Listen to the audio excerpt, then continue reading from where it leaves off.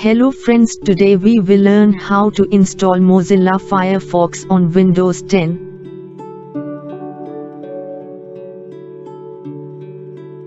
Okay, then open Google Chrome or any other browser that you have.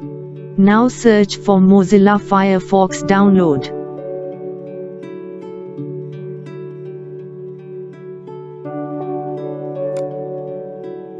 Select the first link you get on Chrome. Here you will get link for download. Click on download link and it will start download.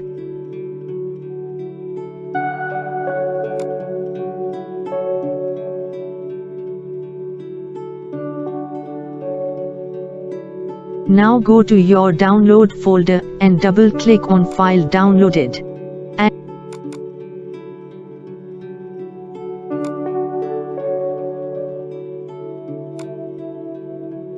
And give administration permission. And it will start installing Firefox in your Windows.